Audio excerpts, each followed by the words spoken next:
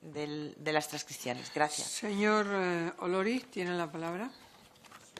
Gracias, presidenta. Gracias por su intervención. Pienso que ha puesto, diríamos, por delante los problemas, que no está mal. Es decir, tenemos todos estos problemas y uno es de una evidencia empírica. No se ha llegado a un pacto por la educación en 40 años. Por tanto, esto no será por malas voluntades, será también por una serie de variables, algunas de las cuales usted ha puesto encima de la mesa. Es cierto que a nivel de Estado, lo más cerca que hemos estado es el modelo Gabilondo. Usted lo ha dicho.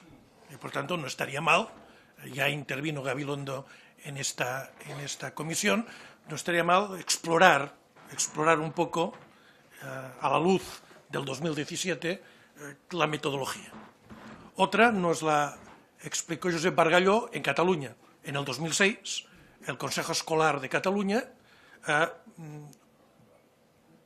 después de meses de trabajo, digamos, dirigió un pacto por la educación en Cataluña. 21 organizaciones, entre ellas la suya, aprobaron este pacto que dio pie a la LEC, que es la ley actualmente vigente. ¿Qué nos hemos encontrado con la LEC? Cambios legales a nivel del Estado, y problemas de financiación pública y concertada. Y por eso, buena parte de los problemas los tenemos hoy. Ejemplo, la LEC marcó el 6 del PIB catalán, estamos en el 2,9, lo dijo el otro día Joan Mena, pero el 2,9 es superior al 4,4 de Andalucía sobre su PIB. Así que a veces el problema del PIB es según cuál PIB cojamos. Y qué capacidad tengamos de poder planificar, sobre todo planificar. Uno de los problemas en los conciertos es la capacidad de planificación. Yo cojo algunos puntos que forman parte de mi tradición sindical, política. Al mismo trabajo, el mismo sueldo y las mismas condiciones. Y esto sí que es un elemento a tener en cuenta. Atención, ¿el peligro cuál es? Poner las condiciones de la pública a las 30 horas de la concertada. Esto sería lo más sencillo. Igual, pues todo es igual. Y un poco en la crisis ha ido por aquí, aumentando las horas de clase de la pública. Y a veces algunos responsables políticos ridiculizando el trabajo de los profesores, pensando que solo se trabaja cuando das clase. No preparándolas, no corrigiendo, no haciendo las reuniones oportunas de equipo, docente, etcétera, etcétera, etcétera, ¿no? Y esto ha llevado también a una opinión pública que a veces no ha sido favorable al papel del profesorado en un sentido y en otro. Y en esto tenemos que volver atrás. Por tanto, me cojo en el que usted ha dicho, pero me preocupa un elemento, la palabra statu quo. Porque si estamos en el statu quo, volveremos a estar como estamos.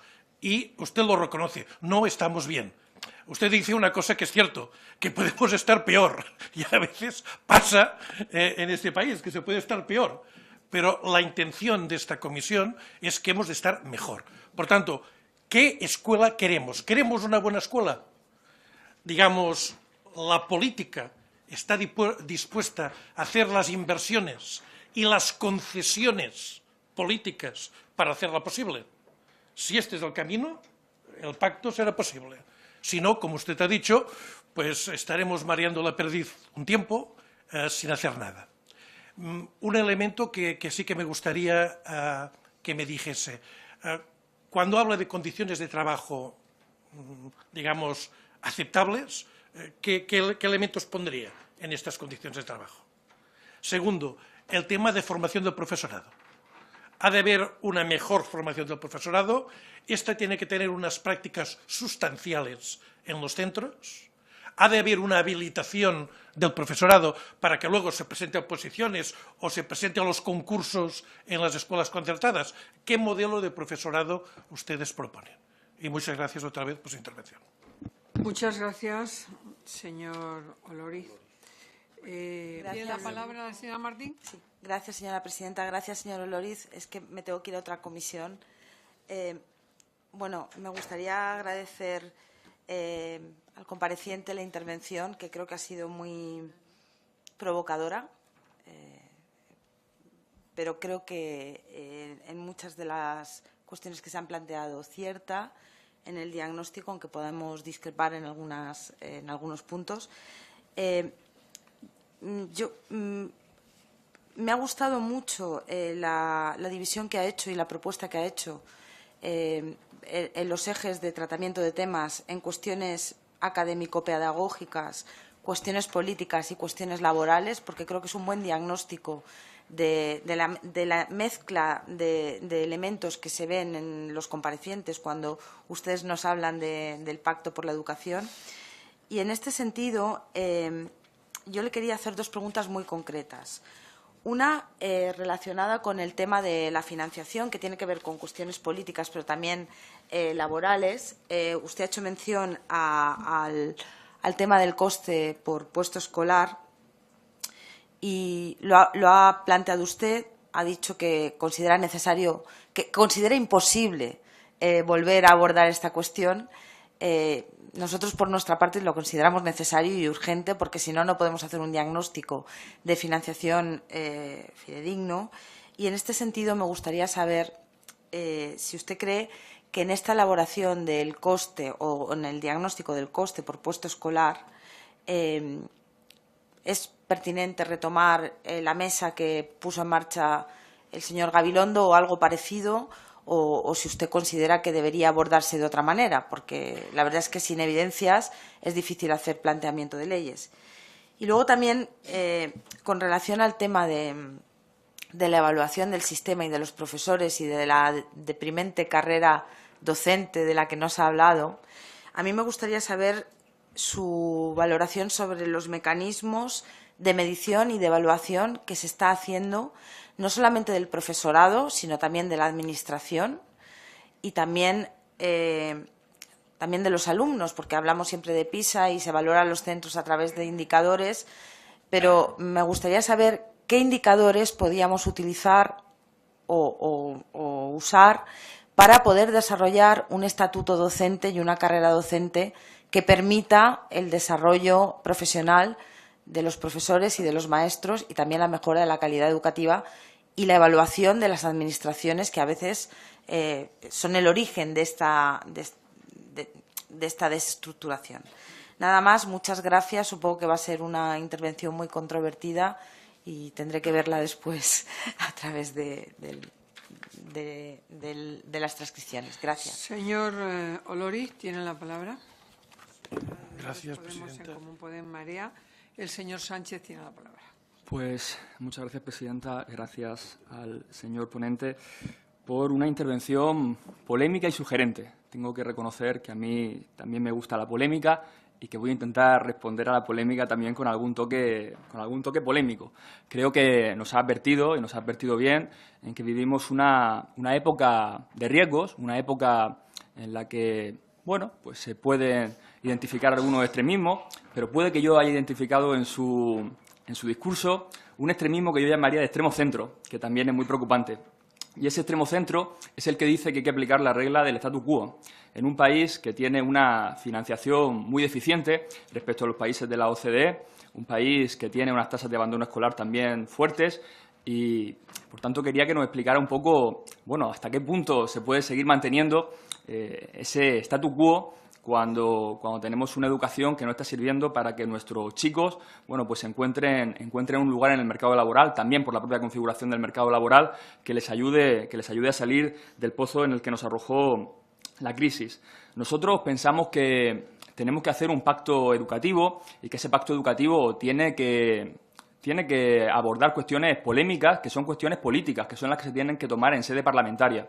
Es verdad que hay diferencia entre los partidos, pero no podemos tener un pacto educativo si no delimitamos qué tiene que ser la red pública respecto a la concertada. Y si finalmente se abandona el carácter subsidiario que en un momento dado el legislador dio a la red concertada y se plantea que red pública y concertada son complementarias, son prácticamente lo mismo, dos redes paralelas. Es algo que hemos escuchado esta tarde aquí, pero es algo que yo creo que tiene también que tener un debate político, que tiene que tener un debate social. Le quería preguntar por esa valoración de los conciertos. Si usted entiende que esos conciertos tienen que seguir avanzando, si ya son todos los que tienen que estar, o si se podría aplicar una regla que para nosotros es muy sencilla, y es que en aquellos sitios donde se estén cerrando centros públicos por falta de financiación no se puedan abrir redes concertadas, porque entonces lo que estaríamos haciendo justamente es sustituir la red pública por la concertada y realmente haciendo que la pública sea la subsidiaria respecto a la privada subvencionada, que es realmente lo que es la pública. Decía usted que quizá el mundo de 2017 no era el mundo de hace 40 años y que la cuestión de la religión, pero bueno, esto también es un tema político, es un tema que se tiene que legislar en esta casa y que sabe usted que en otros países europeos pues no está como aquí. Entonces sí que le quería preguntar, usted nos ha dejado claro que le parece bien pues esa libertad de los padres de poder elegir la formación religiosa de los hijos, pero sí que le quería preguntar por el carácter evaluable o no de la religión. Y por último, un tema que es polémico y que creo que ha pasado de pasada, valga la redundancia, pero no nos ha explicado muy bien cuál es la postura de su sindicato y su propia valoración personal. Y es si usted cree que en aquellas escuelas que segregan por sexos tienen que ser financiadas con fondos públicos o no. Ha dicho que los padres tienen que tener la libertad para elegir la educación de sus hijos, pero la educación no es solamente una cuestión privada. Justamente los sistemas de educación general, de instrucción general, que surgen con la modernidad, que surgen con la Revolución Francesa, tenían que ver con la transmisión de unos valores culturales, de unos valores morales que las sociedades se dan a sí mismas para poder reproducirse en el sentido que entienden. Si nosotros, constitucionalmente, entendemos que la segregación por sexos, que la igualdad de los sexos es un derecho constitucional, parece contradictorio tener que financiar a centros públicos que enseñan lo contrario. Queríamos conocer su opinión con ese tema. Y, por último, porque es una cuestión que está muy en boga, que tiene que ver con la formación del profesorado. Normalmente hablamos del acceso a la función pública docente, pero en este caso le quería preguntar por el acceso a la función docente en la concertada. Si usted cree, se lo preguntaba al ponente anterior, si cree que los mecanismos para contratar, para seleccionar personal en la concertada es suficiente o si algunas veces se extralimitan. Se lo digo por una anécdota personal que me contaba hace poco un compañero que fue a buscar trabajo a la concertada y le preguntaban, por su situación personal o incluso por la frecuencia de sus relaciones sexuales, en este caso, en un colegio católico. Entonces, si esto realmente está regulado por una inspección que da fondos públicos a estos centros. Gracias. Gracias, señor Sánchez. Por el Grupo Parlamentario Socialista tiene la palabra el señor Díaz Trillo. Gracias, presidenta. Señoría, señor compareciente empezó con la palabra respeto y le agradezco además su comparecencia, como no puede ser de otra manera. Esta es una hora muy apropiada para el sexo también, cuando se puede, claro.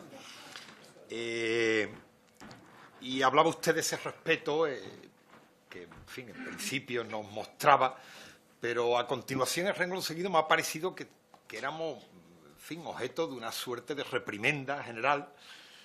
Y, bueno, quería aclararle, porque me va a ocupar hoy también un minuto al menos el defender la utilidad de este pacto, incluso creer en él. Usted es el 9º compareciente, por lo tanto nos quedan todavía casi 70 aproximadamente, por tanto necesariamente tenemos que creer en ello.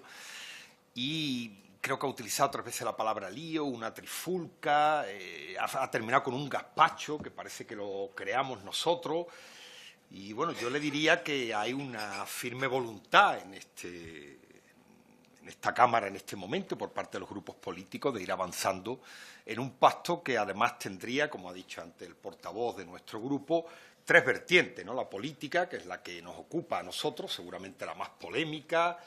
Yo aún así le diría que no me cabe mayor honor, soy profesor desde hace 33 años, funcionario público, pero no me cabe mayor honor que representar a la circunscripción de Huelva, como representante público, y por tanto creo que es bueno también que ese papel que tenemos los políticos en los asuntos que incumben a la comunidad, y si además, como creo que la gran mayoría, me parece que todos y todas somos del gremio, creo, por tanto, una comisión bastante sensata, fundamentada, para poder acudir a ese pacto político. Luego le decía que hay otro social y otro territorial. Seguramente en ese social y territorial También aprovecho para agradecerle su trabajo desde el sindicato, a usted y a los representantes de los sindicatos de la educación, clave en este momento por esa visión transversal y panorámica de las distintas también expresiones de la propia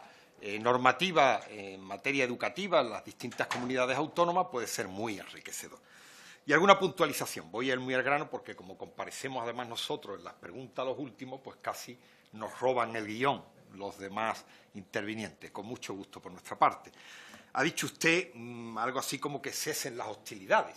Bueno, yo quiero aclararle, puntualizarle que las hostilidades las abre aquí un gobierno en el año 2011, que es la ley que usted conoce bien, la 11, un gobierno que, por cierto, no ha querido derogarla, que podía haber sido un buen momento para cesar hostilidades. Por tanto, esto de que en la política todos tenemos la culpa, los de un lado y de otro, aquí hay que ir por partes, como ya es el destripador, por partes. Entonces, cada uno tendrá su responsabilidad, pero está claro que este conflicto educativo, este gazpacho, este lío de estos últimos 5 años viene de la mano de un gobierno con una clara intención política e ideológica. Y como la fuerza ahorcan, es un gobierno que ya está dando marcha atrás, por ejemplo, en las reválidas. Ojalá, ya digo, derogar a la 11 y, como dice aquel también, mejor nos quedamos como estábamos, nos vamos a la ley anterior. Y sería incluso un buen punto de partida.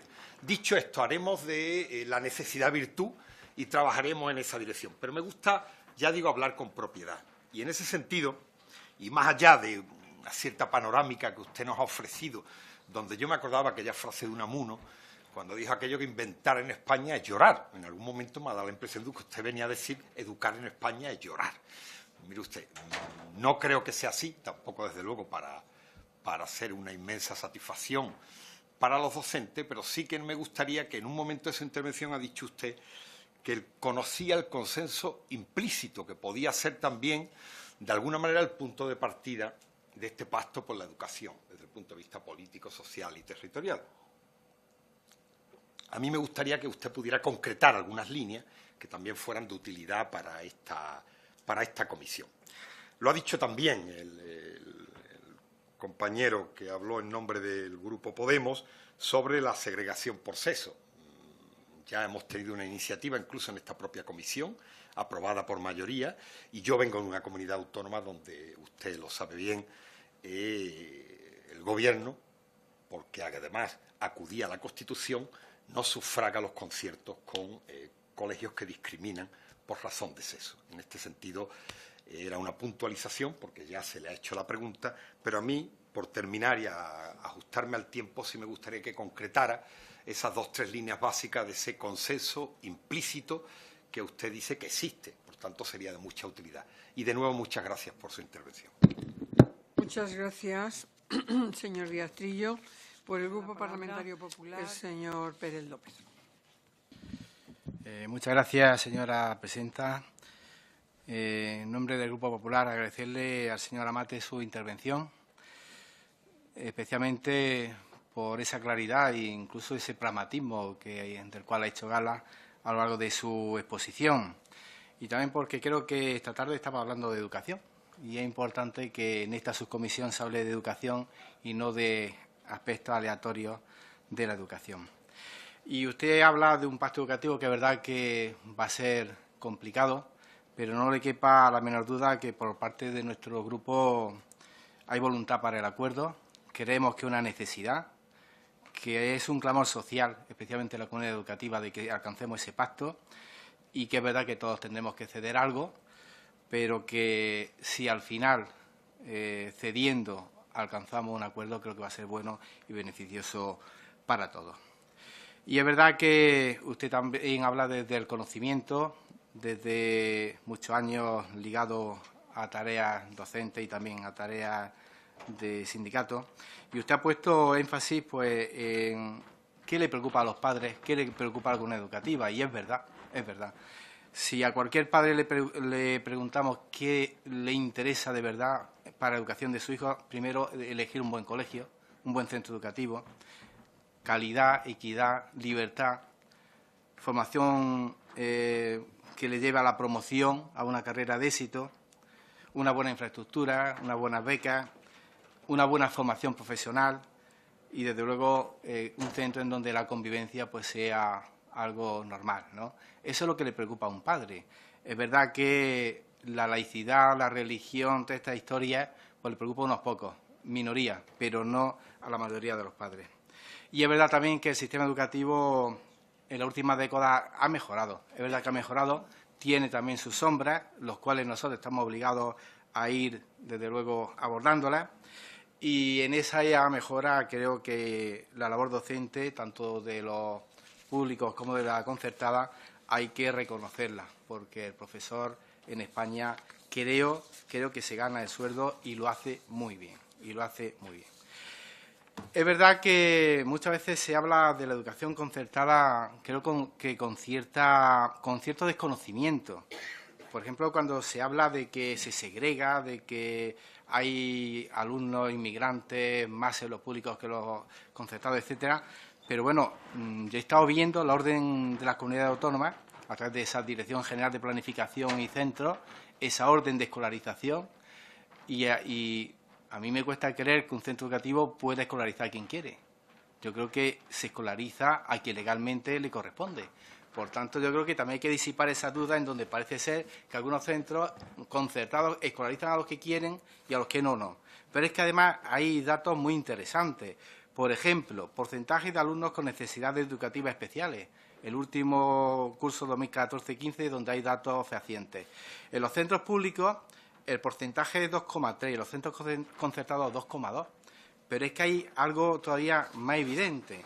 Y es que hay informes, por ejemplo, el Defensor del Pueblo en Andalucía, en donde dice que 4 de cada 10 niños con discapacidad son atendidos en centros públicos. El resto lo hacen en instalaciones privado-concertadas y solo de las 8 provincias que tiene Andalucía, en Almería, se sale de esa tendencia. Quiere decir que los concertados también están haciendo una gran labor en aspectos tan importantes como son esos centros específicos de educación especial en donde la escuela pública no está llegando. Y creo que es bueno también decirlo, porque eso es parte del sistema educativo que tenemos en la actualidad.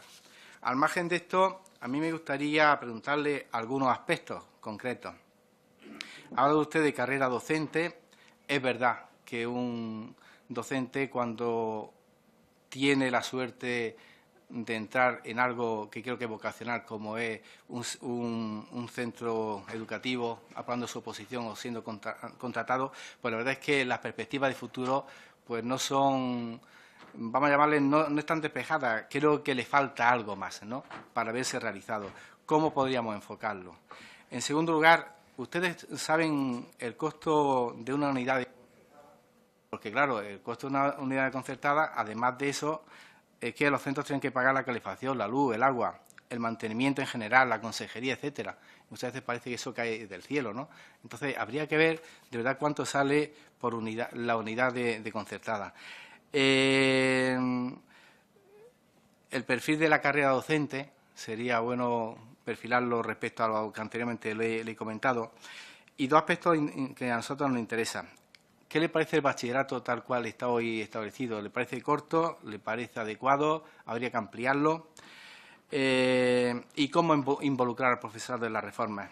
Es fundamental que tengamos pues esa visión de implicar al profesorado, porque todos sabemos que poner en marcha reformas sin el profesorado, pues la verdad es que es muy complicado y muy difícil.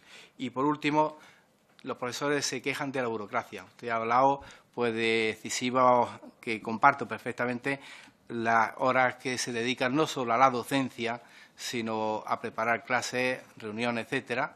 Y sería interesante cómo podemos abordar esa burocratización que invade muchas veces pues los claustros, y en donde es más importante justificar por qué un alumno ha aprobado o ha suspendido, que a lo mejor da una buena clase, o el tratar de implicar al alumno en algo tan bonito y tan provechoso como es la educación, ¿no?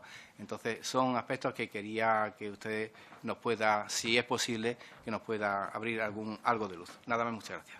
Muchas gracias, señor Pérez.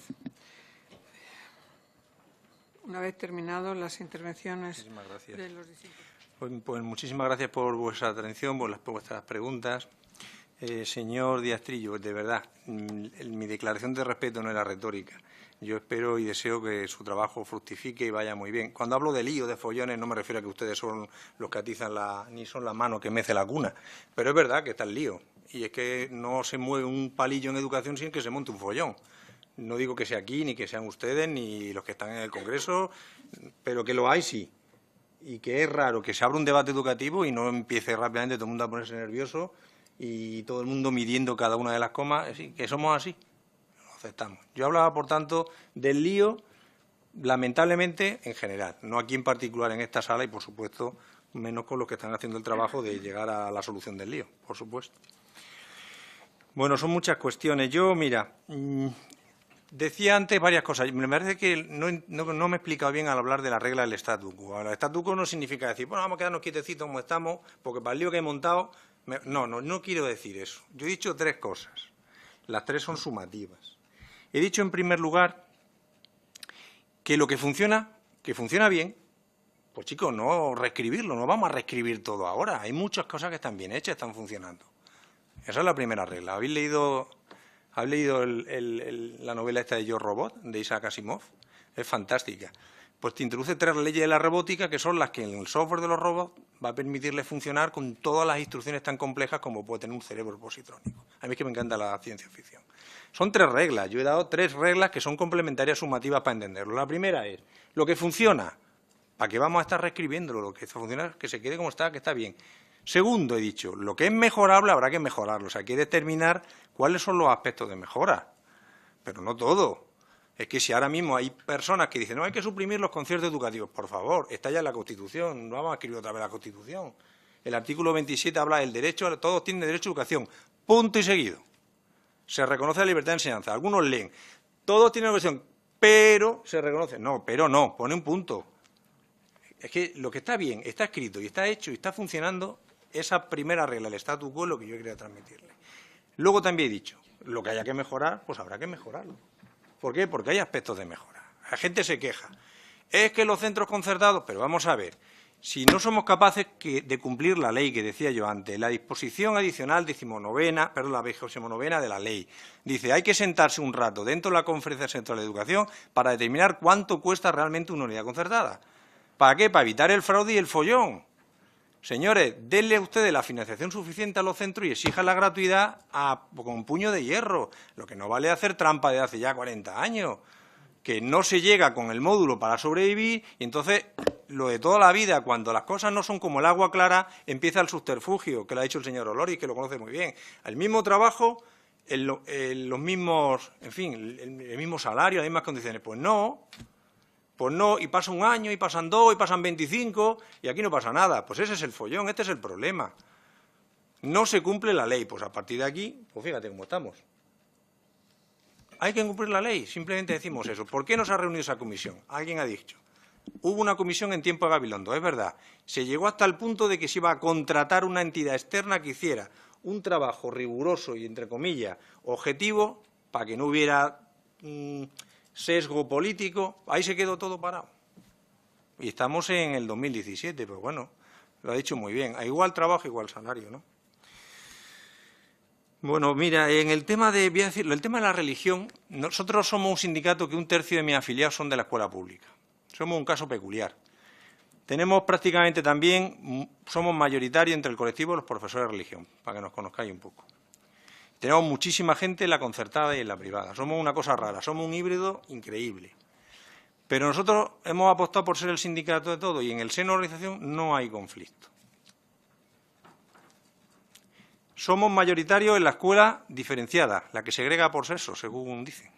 Somos mayoritarios, tenemos un montón de delegados de personal ahí. Eso somos nosotros. Por tanto, lo normal es que yo voy a defender a mis afiliados. Pero voy a deciros dos cosas. Mira, os voy a decir una cosa, de verdad, lealmente. Los psicólogos dicen, cuando hablan de la depresión, no estás deprimido, estás distraído. A mí me pasa. Que pienso mucho, pero me fijo poco. Ya lo decía Alexis Carrel, el Premio Nobel de Medicina. Hay que observar más y pensar menos, porque al final domina la mente el pensamiento y hay que abrazar la realidad. Yo os invito a venir conmigo durante una semana a conocer esos colegios que segregan por sexos y a conocer a las personas que están allí, a las personas, con nombre y apellido, a los profesores, a conocerlos, a hablar con ellos, a tomar café, a estar con ellos a la salida del colegio, a hablar con las familias. Va a dar cuenta que no hay monstruos, que no hay gente rara, que no son cosas extrañas, que son personas como vosotros, como nosotros. De verdad, falta a veces sensación de decir, no nos conocemos lo suficiente. Hay gente que habla perrería de la escuela pública. Es un lugar donde se adoctrina a la gente. Es mentira. Yo tengo muchísimos amigos en la escuela pública, en colegios rurales de Extremadura, y son encantadores. Vente conmigo a esos del cheque escolar, vente conmigo a Extremadura, que yo te llevo a varios colegios públicos y vas a ver trabajar allá a la gente. Conócelos, a las personas. Habla con ellos, tómate un café con ellos. No pienses tanto. Toca la realidad. Yo os invito a tocar la realidad. De verdad, en la clase de religión está superado, lo dice ya la ley, pero yo os digo, se puede llegar a una configuración en la cual se ha evaluado el sí. Lo que no tiene sentido es decir, en la escuela se enseña que Jesucristo resucitó el tercer día. No, hombre, no. Estamos ya en 2017. El otro día estuvimos reunidos con los obispos y esa configuración de la asignatura tiene que tener unos contenidos que sean horizontales, válidos para todos. Hay en las áreas de historia, de arte, de filosofía, de ética, contenidos que se pueden compendiar y a la italiana, que lo den los profesores de los institutos y los que quieran la visión confesional de esos contenidos, que es legítima, que lo den. No pasa nada. Se puede, hay margen, hay cancha para jugar. Si se quiere de verdad, hay cancha para jugar. Hay cancha en la escuela diferenciada. Os digo de verdad, os invito, veniros conmigo cuando queráis. Me paso una semana con vosotros y vamos a conocer a las personas. Y el que tenga esos prejuicios con no sé quién, muchas veces la mitad de los prejuicios están en la cabeza, no están en la realidad. No existe el problema en la realidad. No existe. No existe el problema. La gente no está sufriendo por las calles porque haya colegios concertados que segregan por eso. No está sufriendo por eso. No ocurre. Ocurre en nuestra cabeza y ocurre en la lucha política, pero no ocurre en la calle. ¿Y por qué los llevan allí? Porque son monstruos, de verdad, conocerlos. A lo mejor te sorprende y te das cuenta que son bastante parecidos a ti. Muchísimo más parecidos a ti de lo que te imaginas. Yo lo que os invito, por tanto, de verdad, a superar la opinión y a crecer en el conocimiento. Yo lo hago todos los días, lo intento, me esfuerzo. Porque la política tiene que ser para ayudar a las personas de carne y hueso, a las de verdad, no a las que imaginamos. Y la forma de conocer a las personas es conocerlas. Simplemente conocerlas. No lo digo con acritud ni con mal, lo digo de verdad. Hay margen para trabajar con eso y se debe trabajar por ahí, ¿no? Respecto a los profesores, el bachillerato, la burocracia. Mirar, un profesor tiene que hacer aquello que mejor sabe. ¿Sabéis qué sabe hacer un profesor? No sabe rellenar unos boletines y unos formularios en unas hojas de Excel que necesita 17 horas para entender cuándo empiezan y cuándo acaban. Y unas programaciones horribles, que te amenaza el inspector con que si te falta no sé qué cosa. Mirar, un profesor lo que sabe hacer es enseñar.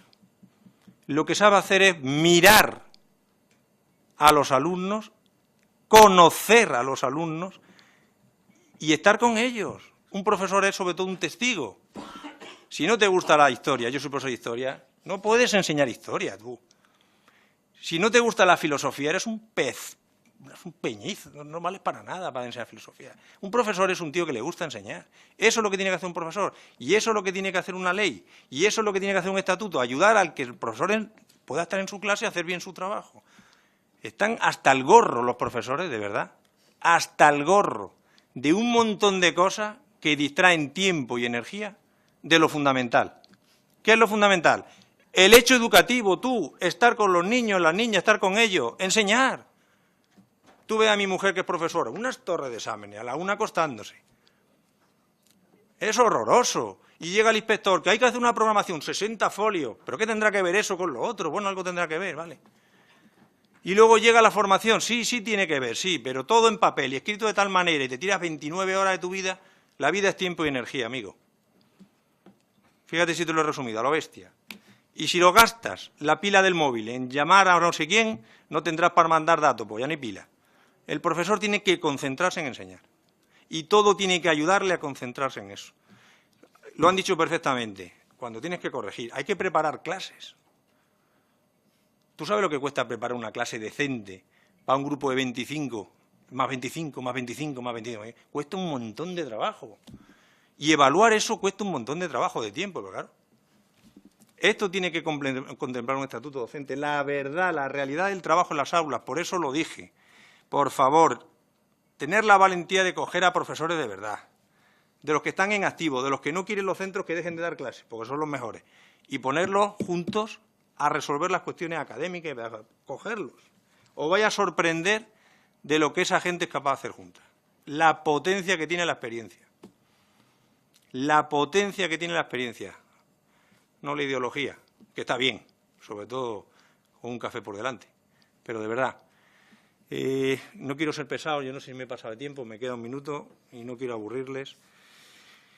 Tenía por aquí una idea. La formación del profesorado. Habrá una nueva ley de educación, seguro. Después de la 11 vendrá la 11. Seguro. Eso lo tengo más claro que el agua. Lo llevo 20 años aquí. Después de la 11 vendrá la 11. Si es una ley de la sociedad española, tendrá que venir. Vendrá, por tanto, una ley, vendrán, por tanto, cambios. La formación del profesorado se descuidó horriblemente en la 11. Pasaron olímpicamente. A la gente, dije antes y lo repito, se trabaja sobre tejido vivo. Sobre tejido vivo significa sobre personas que tienen su salario, su familia, su hipoteca. Y no os puedo coger de repente un señor y decir, pues la filosofía se reduce a 25 minutos. Pero bueno, hombre, por Dios. O el latín ya ha desaparecido, la filología, usted está en la biblioteca. Son vidas. Son gente que ama a la filología. Pues ya no hay filología en España. Y los filósofos no sé ni qué explican. Tienen una orilla por ahí suelta. Y ahora hay que aprender todo el mundo inglés. Y ahora nos entró a todos por el inglés y el que no sea bilingüe. ¿Cómo puede en la escuela pública? ¿Cómo puede en la escuela pública? Gente buenísima en matemáticas, en historia, estar marginados porque no son bilingües. Joder, los mejores profesores, marginados. Perdona que me ponga así, pero es que yo esto lo vivo en primera persona. Marginados porque no saben inglés. Y la formación se la tienen que pagar de su bolsillo y la gente se está gastando una pasta. Hay colegios concertados donde una señora monja le ha dicho a una profesora, sácate un C1 en 6 meses. ¿Un C1 en 6 meses? Por Dios santo. ¿Y quién lo paga? La Virgen María, no, tú.